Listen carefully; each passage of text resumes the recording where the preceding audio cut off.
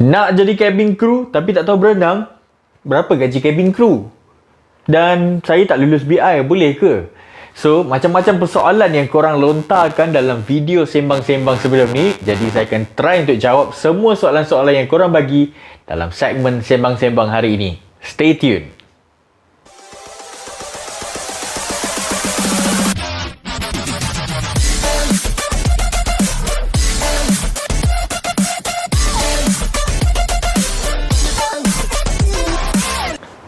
Hey guys, you guys are watching Syafri TV dan segmen sembang-sembang kali ni. Since korang macam-macam soalan yang korang bagi, macam-macam pertanyaan yang korang tanya dekat ruangan komen pada segmen sembang-sembang sebelum ni, iaitu best ke jadi cabin crew ni kan? Segmen ni siapa yang belum tengok boleh klik dan tengok. Kalau nak tengok kemudian pun boleh. Okay. Macam-macam persoalan dan pertanyaan yang korang letak di ruangan komen tu nak tanya pasal dunia penerbangan, dunia pramugara dan pramugari. Jadi saya fikir why not? Okay, why not? Untuk segmen sembang-sembang kali ni saya cuba untuk jawab semua persoalan-persoalan dan pertanyaan korang tentang dunia penerbangan dan apa yang korang nak tahu tentang dunia ataupun kerjaya sebagai seorang pramugara dan pramugari ni. Okay. Banyak sangat yang korang nak sangat jadi pramugara-pramugari kan. Okay, kita try jawab. Okay. Tapi sebelum tu, kepada korang yang belum lagi subscribe, saya minta lah, tolonglah subscribe. Percuma je, tak bayar apa-apa pun. Jadi tolong tekan butang subscribe. Dan pada yang dah subscribe, jangan lupa untuk tekan butang loceng untuk notifikasi. So video-video baru kalau ada saya upload. Ya, saya tahu kadang-kadang agak lambat jugalah saya nak upload video sebab kadang-kadang busy kekangan masa sampai 2-3 kerja saya buat at this time. So kalau ada video baru yang saya produce, so at least korang dapat notifikasi kan. Okay, kepada yang dah subscribe, thank you so much. Dan kepada yang belum subscribe, tolong support saya dengan memberikan subscribe anda. Okay, kita cuba untuk jawab soalan-soalan yang dilontarkan dalam ruangan komen. Okay, dan untuk segmen kali ni, okay, sebab kita dah jawab soalan-soalan daripada segmen sembang-sembang sebelum ni. Jadi, why not segmen sembang-sembang kali ni, saya nak korang, kalau ada apa-apa soalan yang korang nak tahu tentang dunia penerbangan atau dunia kerjaya sebagai pramugara atau pramugari, boleh letakkan di ruangan komen dan saya akan buat satu lagi segmen sembang-sembang di mana kita boleh menjawab persoalan-persoalan dan pertanyaan yang korang nak sangat tahu tentang dunia penerbangan. Contoh macam kalau korang tiba-tiba nak tahu kan, kenapa kapal terbang tutup lampu bila mendarat dan berlepas waktu malam? Kenapa kena off handphone ke dalam penerbangan apa semua? Apa-apa je soalan yang korang nak tahu tentang dunia penerbangan, korang boleh letak dekat ruangan komen kat bawah ni. Okay, dalam video ni saya akan tengok dan saya akan try untuk jawab soalan-soalan tu dalam segmen sembang-sembang yang akan datang. Okay, so tanpa membuangkan masa, jom kita go through the questions yang korang dah bagi, pertanyaan-pertanyaan yang korang dah bagi. Okay, Nombor 1. Okey, soalan pertama daripada Azmi Rafi. Dia tanya, saya teringin nak jadi cabin crew. Now saya tengah buat diploma in tourism. Adakah sertifikat itu membantu saya untuk join bidang cabin crew? Dan jika kekurangan keyakinan ataupun if lack of confidence, what should I do to overcome it? Thank you. Okey. Dua soalan kat situ. Okay? So kita jawab soalan pertama. Dia teringin nak jadi cabin crew dan dia ada diploma in tourism. Adakah ia akan membantu? Okay, first and foremost yang korang kena tahu, masa korang nak join sebagai seorang cabin crew, tengok dulu apa requirement ataupun apa syarat-syarat yang diletakkan oleh syarikat penerbangan yang korang nak join. Tak kisahlah AirAsia ke, Malaysia Airlines ke, Malindo ke, Firefly ke, Qatar ke, Emirates ke, apa sajalah, Singapore Airlines ke, apa semua kan. Macam-macam kan syarikat penerbangan yang ada kat dunia ni. So kalau sebelum korang nak menyertai diorang tu, make sure korang tengok dulu syarat-syarat. Okay, so kalau kita bercakap tentang syarikat yang saya inilah, syarikat penerbangan yang saya join, iaitu AirAsia since 10 years ago. Okay, syarat-syarat sebagai seorang pramugara ataupun pramugari di AirAsia adalah memiliki SPM. Ini kita bercakap tentang AirAsia Malaysia tapi AirAsia Indonesia, AirAsia Thailand, AirAsia India semua ada requirement lain-lain. Semua syarat dia lain-lain. Untuk AirAsia Malaysia, Requirement dia adalah SPM dan anda perlu kredit untuk BM dan BI. Dua benda ni korang kena kredit, BM dan BI. Okey. Kalau BM dan BI ni tak kredit, then ada masalah. Okey, yang tu kita akan jawab soalan tu kemudian lah. Okey, so bercakap tentang korang ada diploma, ada degree in different apa orang kata, course kan, macam tourism, ada yang pergi ambil kursus untuk jadi cabin crew kan. Kita tahu dekat luar sana ada kursus-kursus sebagai cabin crew.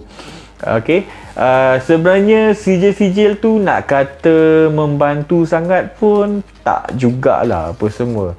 Sebab requirement yang diminta oleh syarikat penerbangan adalah SPM. Jadi kalau awak bawa master sekalipun, PhD sekalipun, belum tentu dapat.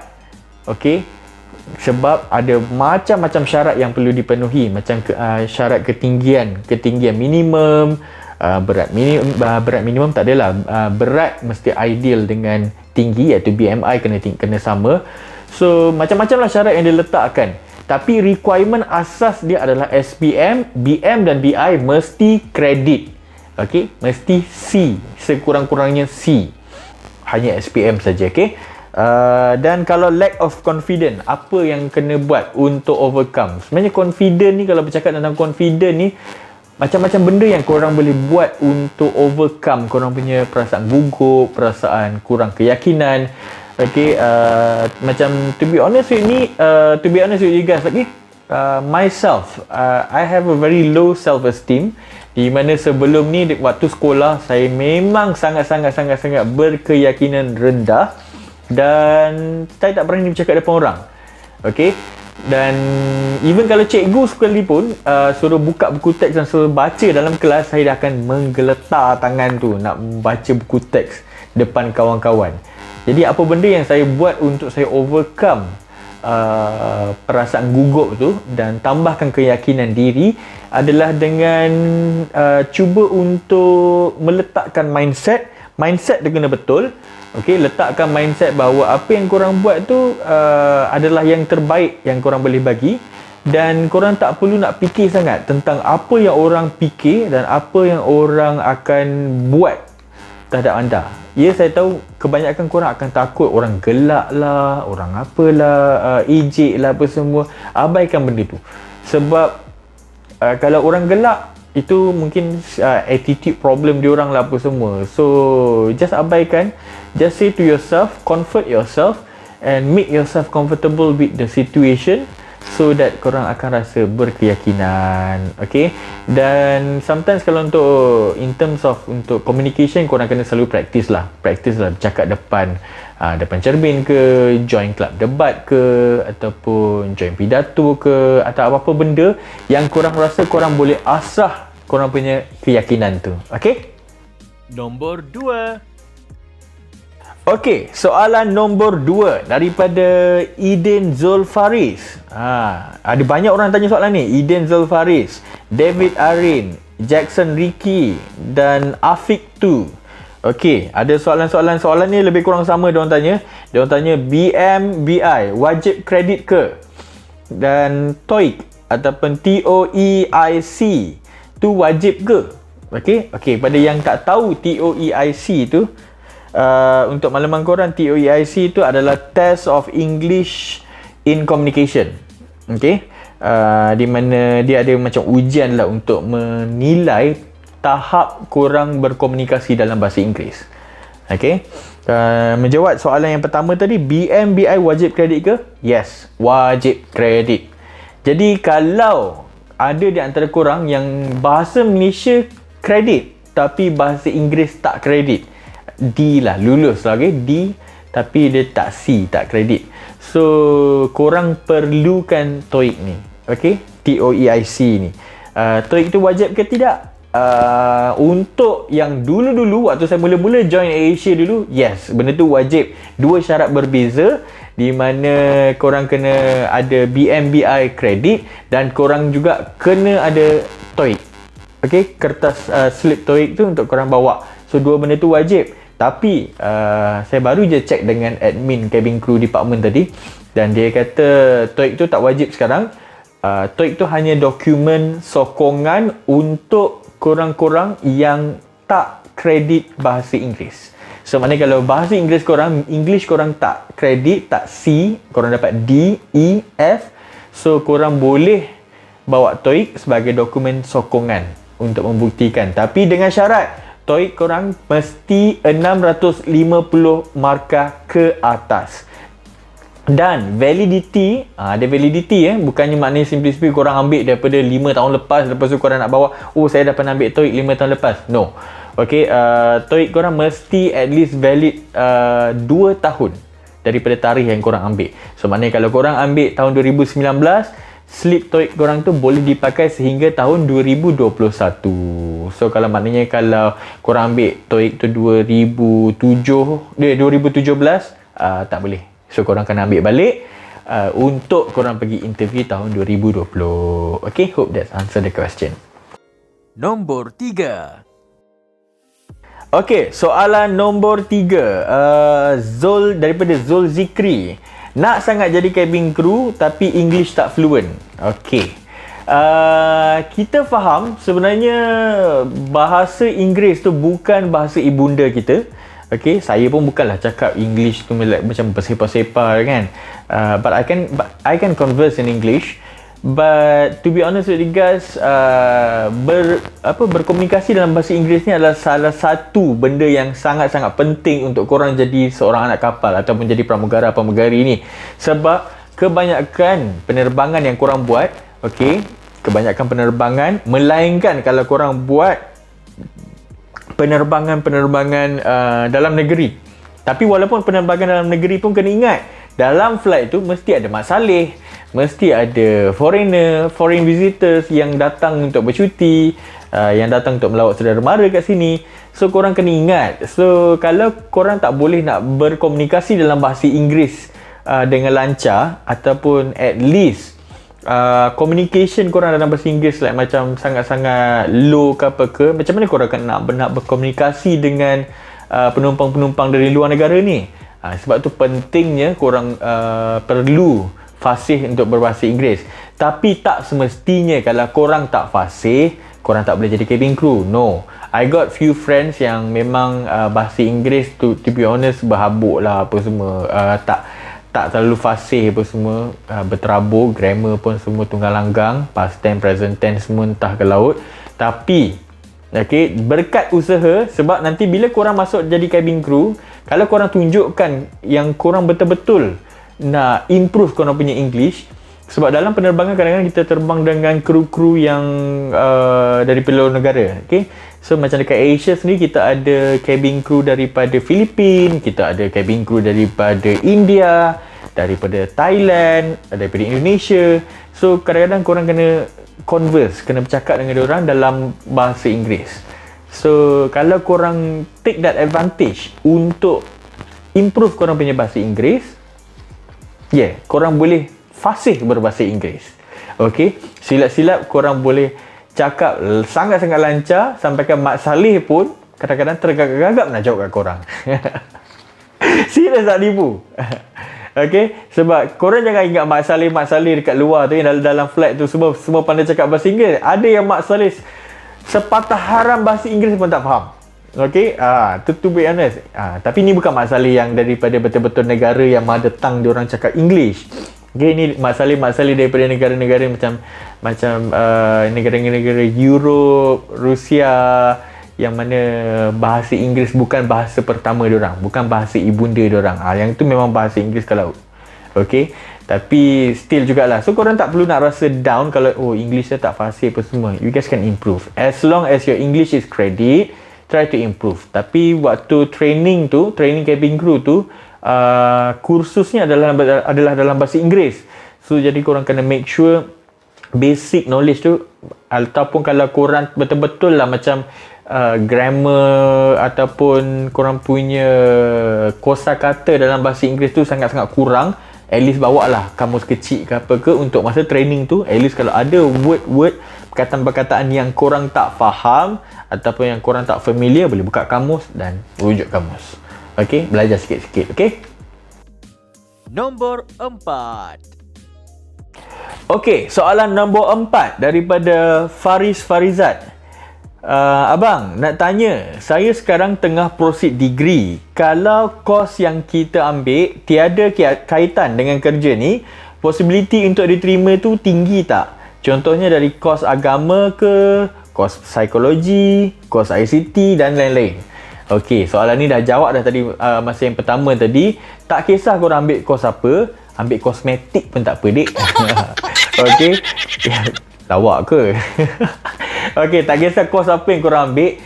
Sebab ada juga cabin crew yang ambil kos law. Patut jadi lawyer tapi end up jadi penjual nasi lemak dalam kapal terbang kan. Tapi benda tu bukan satu syarat wajib lah. Maknanya korang nak jadi cabin crew, korang kena ambil kursus tertentu. Tak. Kalau korang ada diploma, ada degree, itu added bonus. Tapi kalau korang tak ada, SPM pun dah cukup. Tak kisahlah korang ada diploma atau degree daripada mana-mana kos atau kursus apa-apa pun. Okay, sebab kita memang ada cabin crew yang ada kursus, yang dah ada diploma atau ada degree dalam engineering, ada yang dalam orang kata perancangan bandar, diplomatik punya lah apa semua, ICT, macam-macam. So cabin crew came from various field. So kalau korang rasa korang minat, why not try? Okay? Nombor 5. Okay, soalan nombor 5 daripada Wan Aminah Wan Aziz. Macam kenal je nama ni. Ni mesti Rose Dawson kan? Okay, Wana. Okay, dia tanya, stewardess is one of my ambition, tapi masalahnya I tak boleh berenang dan pendek. So tak apalah. Okay, first and foremost, okay, kepada korang yang tak tahu berenang, jangan putus asa, jangan putus harapan, sebab berenang bukan salah satu syarat wajib untuk jadi cabin crew. To be honest with you guys, I pun tak pernah berenang. Korang campak aku dekat dalam swimming pool yang dalam dia lebih daripada ketinggian kepala tu, terkapai-kapai, serius. I tak pandai berenang. Okay, kalau I'm still learning, I'm still in progress untuk belajar sikit-sikit cara untuk berenang. Tapi to be honest, kalau korang campak tengah-tengah laut, memang lemas lah. Okay, tapi tak perlu risau sebab kalau kita ada pendaratan kecemasan atas air ke apa ke, memang kita ada jaket keselamatan dalam pesawat. So kalau yang tak pandai berenang pun, korang at least boleh survive lah, kalau mendarat dengan selamat lah atas air tu. Okay, bermakna kalau anda tak pandai berenang, apa yang anda kena buat? Okay, ada training lah. Waktu korang training, kita panggil wet drill training waktu korang ambil kursus untuk cabin crew nanti. Kalau korang diterima untuk jadi sebagai seorang cabin crew, kita ada wet drill punya training tu, di mana korang kena pasang life vest dan terjun dalam swimming pool. Swimming pool dalam jugalah. Tak silap saya, kedalaman dia dalam 8 meter. So korang tak perlu nak belajar berenang sangat pun. Semua yang korang kena belajar, macam mana korang nak dayung guna tapak tangan korang ni. Okay, macam mana korang nak kayuh, macam mana korang nak gerak ke kiri, gerak ke kanan, kan? Okay, korang kena tahu basic tu saja. Tak adalah sampai korang kena macam pandai nak kena menyelam, kena apa semua. Yang itu semua added bonus. Kalau korang pandai, alhamdulillah. Okay, yang kedua dia tanya, okay, dan pendek. So tak apalah. Okay, kenapa nak jadi cabin crew, nak jadi anak kapal ni kena tinggi-tinggi? Okay, persoalan yang selalu orang tanya, perlu ke kena tinggi? Saya ni pendek, boleh ke lepas ke apa semua? Okay, kenapa syarikat penerbangan meletakkan syarat ketinggian minimum untuk perempuan, kalau kat Asia 158 cm, untuk lelaki 170 minimum, dan dia juga ada ketinggian maksimum. Okey, ketinggian maksimum untuk perempuan 170 cm dan untuk lelaki 180 cm. Kenapa ada ketinggian minimum dan maksimum? Adalah kerana dalam pesawat tu, kompartmen ataupun service unit ataupun kita panggil SU. Okay, kalau korang tengok kat dapur tu kan ada macam kotak-kotak besi kat atas tu apa semua. Yang itu kadang-kadang agak tinggi lah. So kalau korang pendek, korang takkan dapat capai kat atas tu. Dan takkanlah korang nak expect cabin crew lain, rakan-rakan sejawat korang untuk ambil barang kat atas kan. Every time korang nak ambil barang, korang panggil, bang tolong ambil barang kat atas, saya tak sampai.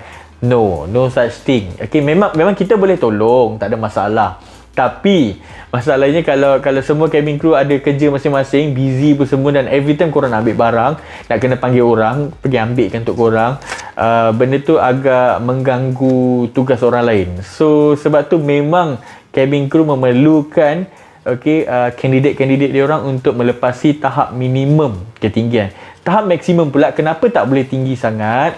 Sebab kena tahu kita ni duduk dalam metal tube tu, dalam fuselage tu memang dia ada ketinggian maksimum dia. So kalau korang terlampau tinggi sangat, so kalau korang nak berjalan dalam kabin, tak ke nanti korang kena tunduk kepala kan.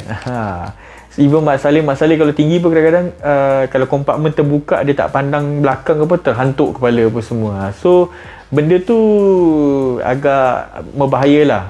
And kalau tinggi sangat pun tak berapa cantik sekali kan.